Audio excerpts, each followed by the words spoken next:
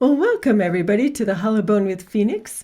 If you're new to this, being the Hollow Bone is basically being a channel for source energy where messages, healing, and even miracles can come through.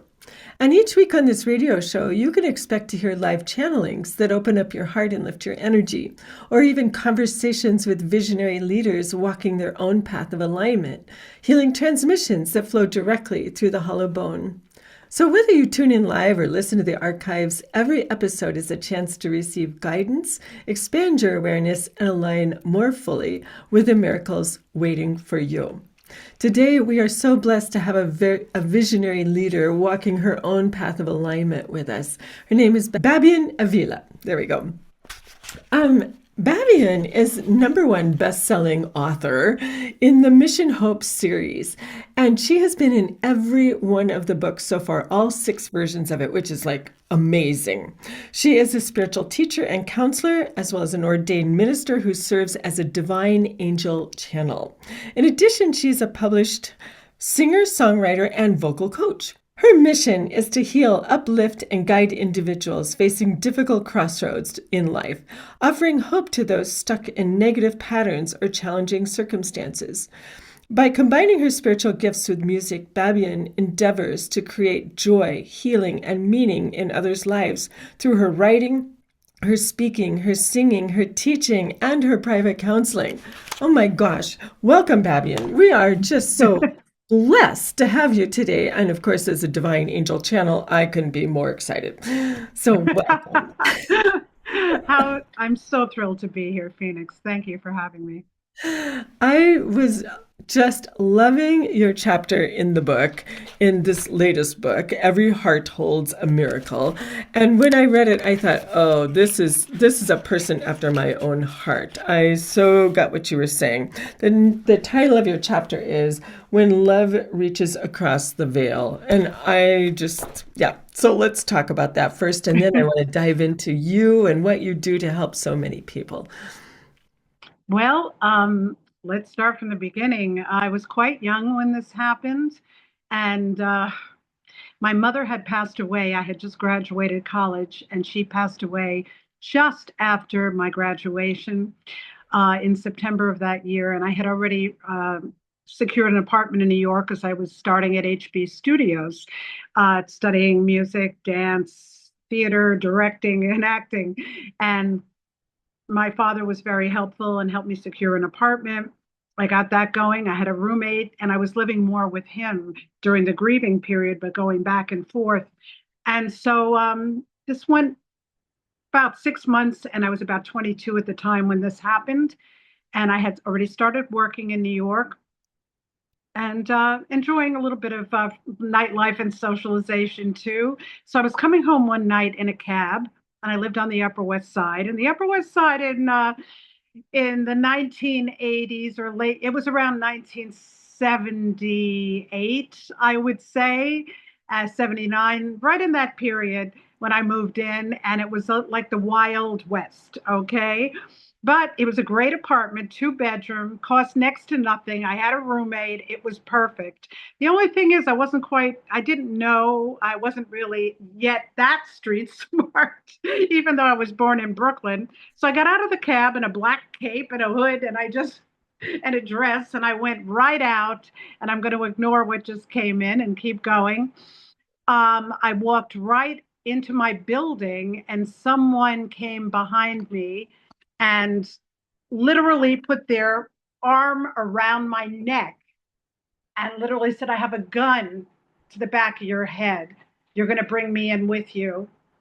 And he literally was like this, and I couldn't do anything about it. So I thought it was a joke. So the first thing I said was, is this some kind of a joke? I thought it was a friend playing a joke on me.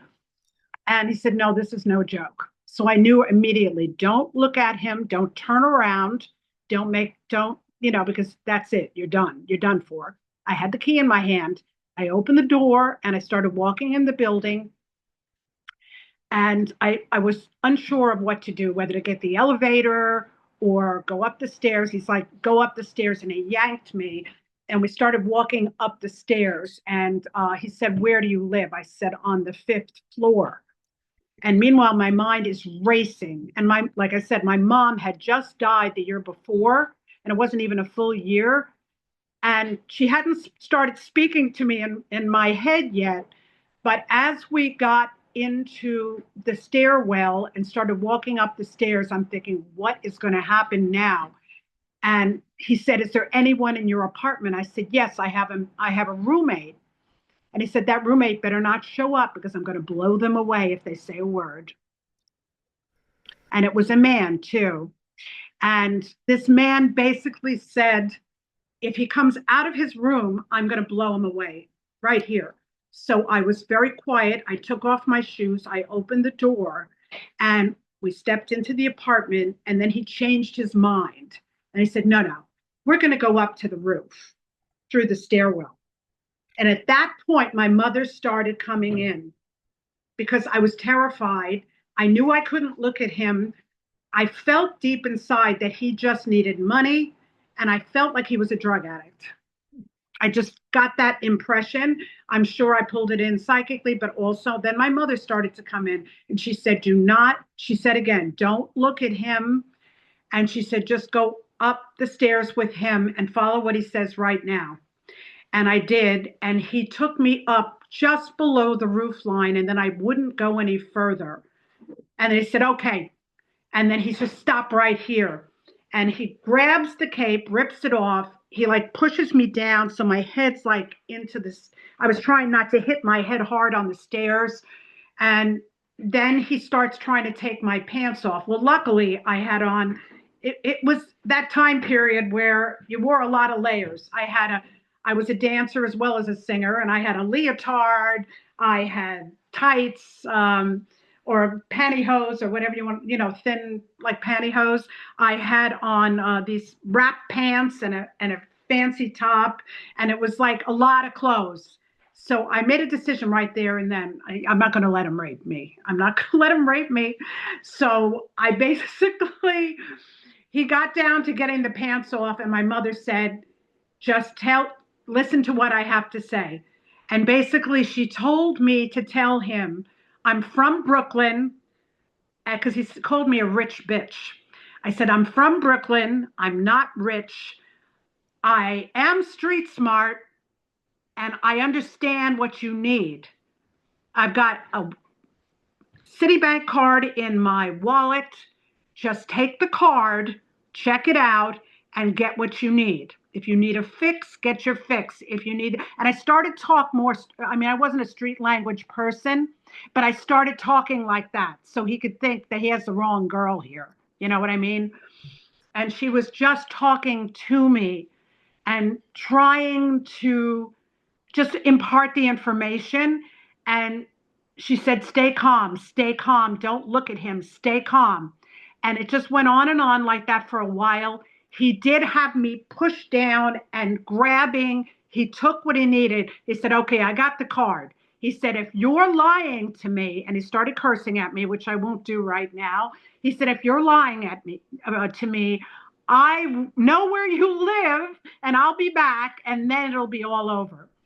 So basically, at the end, he took the gun and he hit me a little bit on the back of the head, but not enough to knock me out or, really hurt me badly, just enough to let me know who he was. And then he ran down the stairs.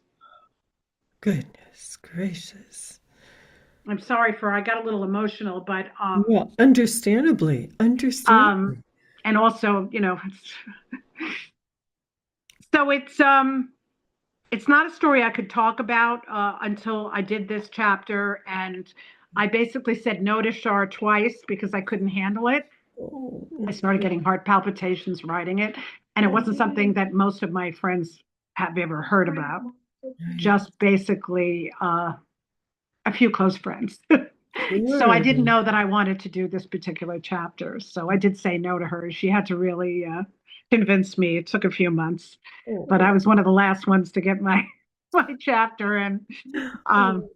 but my mom came through, and I had been a practicing medium in the Church of Inner Wisdom in New York in my 30s. That's when I got ordained, and I did have that ability, and I had always had intuitive and psychic ability since I was a child.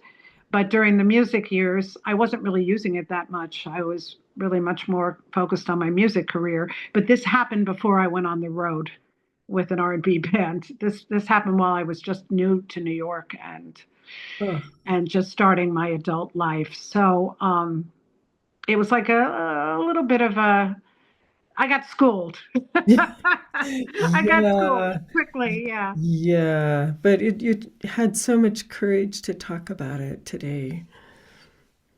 I mean, this is like I understand that buried, It story. was buried. Yeah. It was really buried. I had almost forgotten about it. Yeah, yeah, yeah. Which means you had done a lot of healing and on it. So congratulations on that.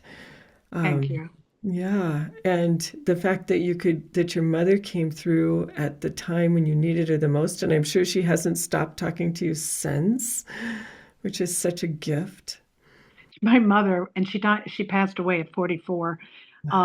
She literally was a chemistry professor and also a scribe and read the crystal ball. I still have her crystal ball. And Oh, so she was a very countercultural person. She wanted to go to Woodstock and then take me when I was young, and I was a little too young to go to yeah. Woodstock. And my father was like, no way. She took me to see Hair when I was 11, Oh my even though there was gosh. nudity on stage. She was a very interesting woman, extremely strict and Catholic strict when it came to certain things, but very, very the other way when it. And she was also marched with Martin Luther King, and she marched with the National Organization of Women for Wow. Roe versus Wade. So it's an interesting. The way I was raised was it was kind of a So interesting, enlightening. Yeah, so strict in one enlightening. way, but very, ahead of your time in another. So, Well, and I would say that probably helped you with your gifts because as a mhm. child, when you're highly psychic like that, you have to have support. Otherwise, you just kind of stuff it all inside and you don't use them because, things happen when people don't understand it. That's right. No, she was very supportive, and she taught me all. I mean, we followed Edgar Casey and the Association of Research and Enlightenment, and I knew about all of that. She took me out in the backyard with a telescope from the school and showed me the stars and the moon. She taught me about astrology, and then I started studying that as well. And she would talk to me about Venus and what happened when she was in her dream state. I mean, I had quite the education in the Yeah. extraterrestrial and psychic and everything else. And when they at school, because I always went to Catholic schools, they said, well, she's a little emotionally unstable and she cries and laughs too much. And they said, take her to a psychologist. And she no, Oh, she said no. She took her to a psychic friend of hers who said no. She just needs. She said. Take the Ouija board away. And this is when I was like 11, 12. Take the Ouija board away and yeah. don't let her, just be more careful with what she reads and she'll be fine. And it was true. I mean, this Yeah. is the kind of thing. That's the way she responded. Wow. So, Wow. Oh so my I had very gosh. unusual upbringing. Oh, I would say so. Oh, you must have missed her so badly when she. Yeah, yeah, she's Oh, been gone a long time. Yeah. mm. So So now what led you down your path? I mean, obviously you had all these abilities, but what channeled you into the singer-songwriter angle here? And also, this spiritual counselor and, I mean, this is quite a developed venue that you. what's interesting is that it was always sort of parallel. Uh-huh. Even though my first dream was to be a rock star at like Yeah. 14, 15. And I always sang. She had me in voice lessons with an opera coach at 16. And I played piano back then. And I just wanted that. But I wasn't interested in the spiritual as a teenager so much, unless it was really interesting. Yeah. Yeah. But I was like, I wanted to be Stevie Nicks. And, it was Yeah. more that for me. But what's funny is within a year of what happened, what I'm telling you about, I got into an off Broadway musical and it was called Ab Initio. And I was we were rehearsing and getting ready to open the show, and they did photos of the group, but also individual. For whatever reason, they chose my photo out of the six performers, and I found myself in the Sunday Post. No, no, not the Post. The Sunday News. Excuse me. The Sunday News full page. It was more of a photo than an article. A little bit of an article about the show with me in one of those wrap skirts of that time and a leotard, and the slit skirt and a standing like this. And at the top it said, "God is my co-producer." And that, when I look back on that moment, and that was around 1980, 81, Wow. and that was the beginning of my off Broadway and then cabaret before I went into the music business. I literally looked at that years later, and I still have a copy of it. And people were calling me from childhood. "Oh, you're famous now," and all this stuff. And literally, I said, "That's been my life. Yeah. God is your co-producer," and it's always been spiritual and music together. Yeah. And at some point, when I left the music business, I was in my early 30s, but I kind of got out of the touring end of it, which I found really dark, even though I loved it initially. But between all the drugs and everything that was handed, it was just a bit of a darkness about it that I was not resonating with. And they were asking me to do things I wouldn't do. And this was going on for years. Finally, around 29, I said, "I'm done with this. I have to take this in a new direction." And I kind of left the business before I was ready to. I continued on my own as a songwriter after that, and I formed my own band, and I got a record deal on my own. And it was a mix of music, but the touring thing, I was in a group called Fire and Ice. That was a very large. We were an opening act for Shaka Khan, The Temptations, and we were touring nationally and had a top 100 of the year record out on the R&B charts. So I was on a high level, and that high level is where it gets a little dangerous. Yeah. So I ended up turning down major deals in Vegas and tours and with Public Enemy and all kinds of opening acts. And I just I know we're supposed to be talking about the book. I'm Oh, segueing off, no, no, no. No, but it's all part of yeah. And you, so right? God is my co-producer. I decided to make my music about giving back and spirituality and for healing purposes, as Mm-hmm. opposed to, and even in my 20s, I was doing healing work on people, even before I got a Reiki certification. And it was just natural. So somehow the music brought me, and I still do music too. I'm working on a musical right now as a melody writer, but it's a lifelong thing. So that one full page ad in the Sunday News, it was literally was a guide for my life. So Yeah. from that moment forward, from 1980, 81 until now, that has been my story, one way or the other. What a perfect logo. I don't know what else to call it, but it's just like it's a guide for your life is absolutely right. That is just like, wow. What a statement. And So so the so yeah, I'm going to let let's you speak. I'm sorry. Oh, no, no, there's just so much to talk about, and I'm like, I have so many questions, and I didn't know which one was going to come out first, but I'm really interested in your being the divine angel channel. And so, do you Mhm. want to talk about that? That's the work I do on a regular basis with clients, and I do it on usually Messenger video or FaceTime. I started off doing it in person, but then COVID hit, and I only got it once, and I got it from a client that came in person. So after that, I started working only on video, and it Mhm. was much better for me. And I found that because my altar is a sacred place, the area that I work, and all the years of working in this area, and I was doing Akashic Records studies as well, and a lot of channeling, it became such an incredible place that my channeling gift improved if I stayed there, and I didn't have to worry about the sort of the social end of being with someone in person. I could Yes. just tune in, and they could watch me, and I could still integrate what I was doing through the ethers, and it became the way I worked. And it's been an incredible amazing. Archangel Michael has been with me probably for my whole life. Oh, But once I went on board and I definitely said I want to go in this direction because I gave up more of the mediumship in the sense that it was bringing in too much. It was very hard on my physical body and it was bringing in a little bit of darkness. Not that non angelic ancestors are dark. It wasn't so much that, but a lot of the clients that were coming to me and also for the astrology work were coming to me with wanting me to break trauma, curses from many lifetimes ago. And this kind of work is really exhausting.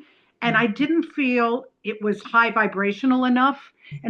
So I started studying more about angelic energy and vibrational frequencies and musical frequencies and understanding it was very different to channel when you're channeling high frequency. And right. I worked with Saint Germain and the Violet Flame on that as well, and it has worked so much better for me, and it's much healthier, and if anything, it's enhanced my health, Yeah, I not would think so. Yeah. detracted from it. So I found through trial and error on my own. Now that's not to say if I get a message from someone's loved one, and I do during channel sessions and readings and coaching sessions, I will give them that message because it's intrinsic to the actual session. Yeah. And they know that. So they only bring in what's necessary for the question as long as it's a family member or a very close member. So I let people know that up front. And Mhm. I do the channeling work as one line, and I'm also starting to do more coaching as another line. And some people cross over and want both. Right, right. It depends. So, Subtle difference sometimes. yeah, but it can be the same. And I call it spiritual coaching so people know that it's really coming more from that Yeah. background. But sometimes they want less of the channeling and more of the Yeah. Tell me what so to do. yeah, it's all healing work though. Yeah. Yeah, Yeah, yeah. absolutely. Oh my goodness, this is just so exciting. You sound like a person who's in love with your life and it's working for you, you know? Well, after everything that I've been through, and there have been multiple situations and outlined in all the books that I've been through, and the first book started with, losing my husband in my house within 2 weeks and Oh, still raising teenagers, and that was kind of the beginning. And Char's just been an incredible motivational and visionary force. And we were mhm. friends before all of this happened in a meditation group. Oh, And she perfect. invited me. I was one of the first people she invited to come on the series because I was working on my own book at that time. And so it became a mission. And Yeah. so I jumped in, and she's just so inspirational as it is. So it's just been quite the inspirational mission and journey, and we're going strong. So that's been an incredible process for me and a beautiful group of people. Oh, um, incredible. it's been amazing, and I think we all have the same in our hearts. Mhm. What we want to do, we want to lift others up because we've been through it. That's right. And whether it be tragic situations having to do with loss, health, Mhm. um, depression, I, the myriad of things that people go through, and I think the fact that we're here basically to let them know that you can get through this to the other side, no matter how tragic. And believe me, there have been some tragic stories in these books. Absolutely. And, it's just, it's heartbreaking, but it also shows that it is possible to move up, Mhm. move forward, and find the light again. Mhm. And a lot of us work one way or the other with the divine. A lot Yeah. of us do. So that for me, that's been my guiding light. Yeah. That has been my guiding light. Yes. Without that, I don't know. Music as well. Yeah. I see, Absolutely. God and the divine, my guiding light, and music, my therapy, Mhm. basically. Yes. So, and it all Yes. comes together because I believe deeply that creative process is spiritual. So, Absolutely. Absolutely. It's divinely inspired. yeah. Yeah. Wow. Yeah. And my kids have been amazing too. So they're now 30 and 28. So Oh my goodness, isn't that yeah, hard yeah. to imagine? Yeah, yeah. Wow. Yeah, they're getting older, I'm getting younger, right? Don't want That's to the way it discuss that works. in. We don't discuss the age thing.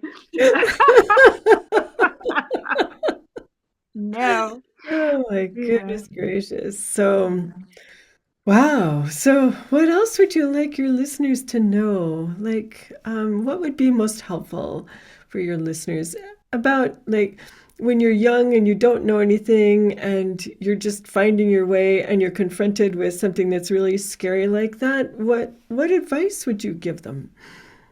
Well, I would give them the advice that the only, and I'm going to say this more for today than I would have ever said even 20 or 30 years ago. Absolutely. The only security that you truly have in life is within you, is your connection to the divine. Now, the divine for different people are different things. For me, it's God, the angels, it's Jesus, it's I am not as much religious as spiritual, although I was religious. I was brought up that way, but I encompass all of it, and I am open to all religious sects, and I'm open to all divine. In fact, I'm curious about them. But Mhm. I would say connect with that spark of light within, even if you don't know what you believe in yet, because a lot of young people don't, you Right. know. Connect with that spark of the divine that gives you, that wakes you up every morning, that makes you see the beauty in nature, and and brings you love from your loved ones and family, and if you're in a love partnership or marriage, whatever it is, connect with that and know that that is your strength. And I call that the heart chakra. And Mhm. I believe that the heart coherence and the heart vibrational frequency is far stronger than the brain. And the brain is a magnificent thing. Believe me, it's a magnificent. But the heart is stronger. And it's been proven in quantum physics that the heart is stronger than the brain. Yep. So coming from the heart and dropping out of the mind, and believe me, I also know this from being a circular thinker and an overthinker. Multiple Aquarius planets, and I tend to overanalyze everything. But I have learned to come into the heart. So I tell my clients, I ask my clients, drop into the heart, Mhm. out of the head, and breathe with somatic breathing or rhythmic breathing, and take in the beauty of that spark of divine light. And then you start to find your strength. And once you feel your strength and raise your frequency, and the highest frequency really is the frequency of enlightenment, but right below that is joy. And then right below that is love. Mhm. So if you can get to love, and a lot of my clients are coming from the bottom, like grief, Right. sadness, self contempt, self Anger. loathing, Hmm. and then anger, which is actually a positive thing because that gets you up a little higher. Yep. And I would tell young people, look at the level of frequencies. I'll tell them to go to YouTube Yeah. and look at the level of frequencies and how they affect the chakras and where they lie in the continuum. And then you can see how your emotions will bring you to those frequencies and show you where you're at in the moment. Mm. And as you begin to feel better, because your frequency is rising, whether it be through chanting, which I was a Buddhist for years as well, chanting, meditation, humming Yeah. is incredible, which also helps the vagus nerve relax. And just visualizing that beautiful light coming up through your crown chakra and then go back down into the earth ground and then come back to the heart. Mhm. Then you feel your strength. I know that was a little bit long-winded, Yeah. but No.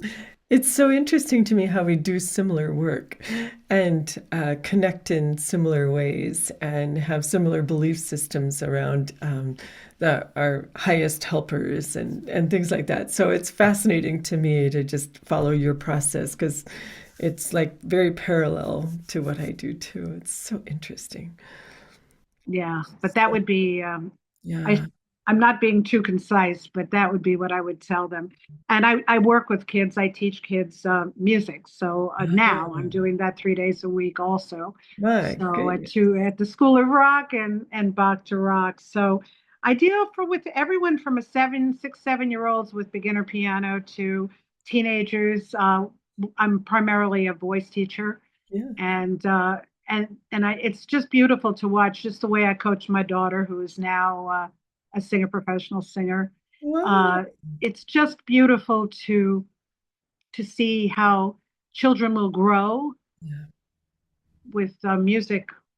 I'm not teaching spirituality at that school, but I have kids with special needs that come to me as well, and so I work with practicing it, in a healing way as I'm Beautiful. teaching. When do you sleep? Well, usually those schools open at 3, so Oh, I work from 3 to 7, 3 to 8, depending, okay. 3 days a week at those schools, and then I do my other work at home. Uh, so it works out. It Yeah, works out. yeah, there's Yeah, time for everything. I used to work in New York for years as a marketing end of a sales team for Hilton and Marriott, and sold timeshares, Oh no, I can't believe this. luxury ones. And How that did was you kind like of that? fun too, I have to Yeah. say. And I'm sure you were very good at it. I don't have a yeah, I was a doubt. realtor too, so Yeah. sales. I enjoyed sales, but the grind got to be a bit much. So Hmm. I switched back to teaching and music, you Wow. know. And are you working on a book? I was working on my own book, and I have another idea for a shorter one Oh, that's going to be more. It's going to be more like uh, I don't know if I want to say the title yet because it's not finished, but it's about my mystical taking my mystical knowledge or my alchemical knowledge and mhm. using it to help people in a 10-minute period if they are hit with high anxiety, which is something I have battled. I Yeah. was in a pretty serious car accident last September, Yeah. and I started getting sent to the hospital back and forth with blood pressure up to 200 and all kinds Oh, of stuff. And I have discovered between EMDR and somatic breathing, on top of my meditation practice, I have discovered how to bring myself back to baseline quickly, even oh, if I'm driving or in a place where in public and sitting down. You don't have to be lying down by yourself in bed. yeah. You know what I mean? And I Yeah. want to help others with this, and I'm already helping my clients with this.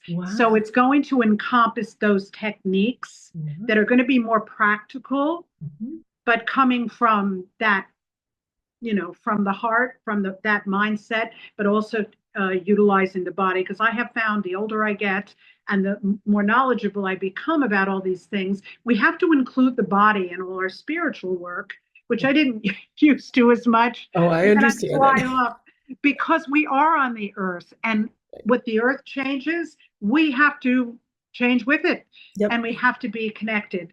Yeah. And that's been a big lesson for me. So Yep. I'm helping others with that now. And besides meditation, breathing and vibrational frequency and musical sound Mhm. healing are the tools I'm working with now. Uh, Beautiful.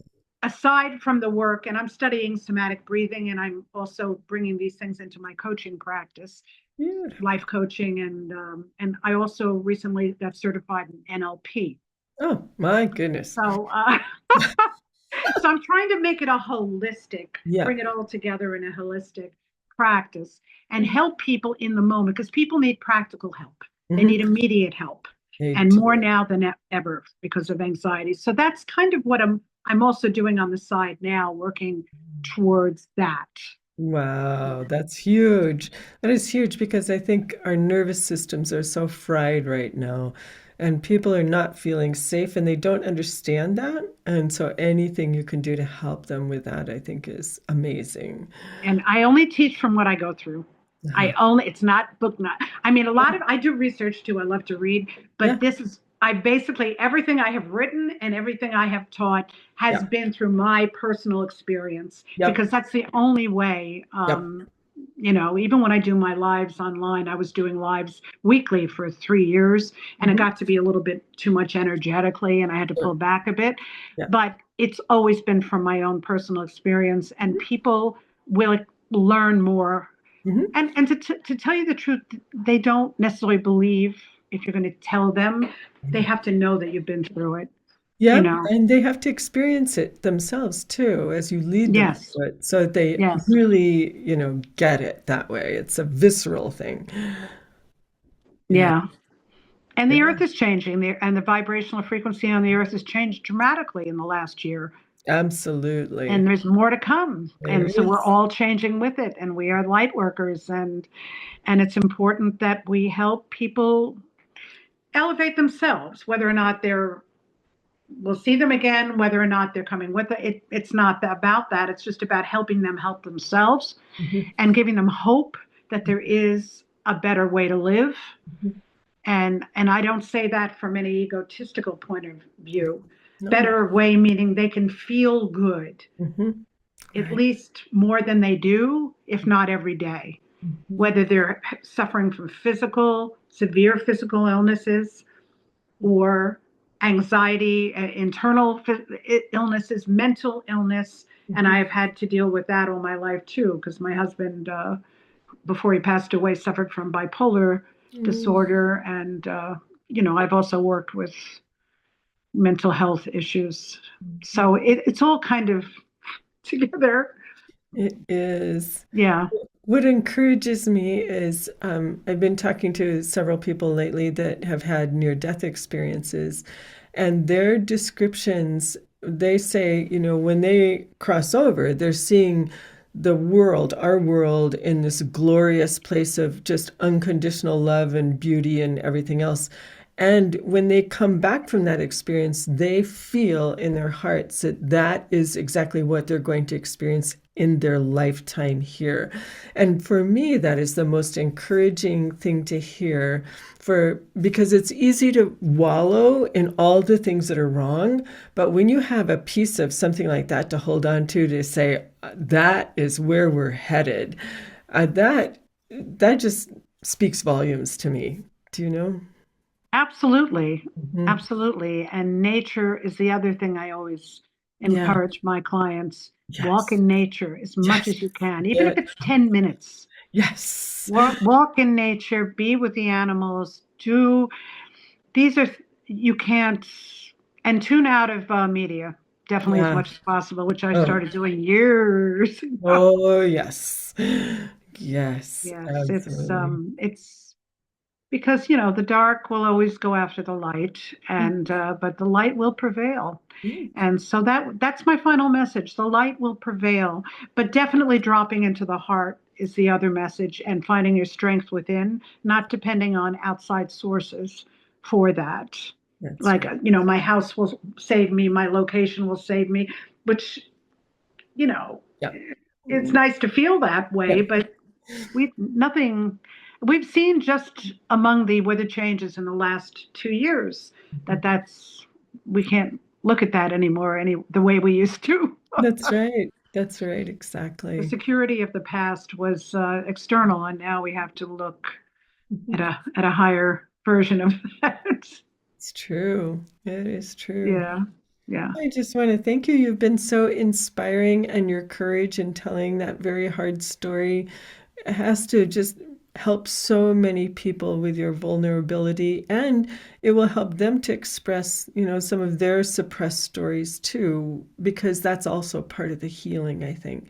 Not in terms of wallowing, but in terms of expressing for purposes of helping others. And that's where you're coming from always, and I so appreciate that about you. Thank you so much, Phoenix. Oh, Thank you thank for you. having me. Oh, this was just beautiful to get to know you in this way. I so appreciate this. And I know our listeners are going to just love this as well. So, wow, can't wait to hear feedback on this. It's going to be awesome. So, thank you, listeners, those listening live, those listening to the archives, and thank you, Babien. You're just Thank you so much. amazing. Blessings. Blessings.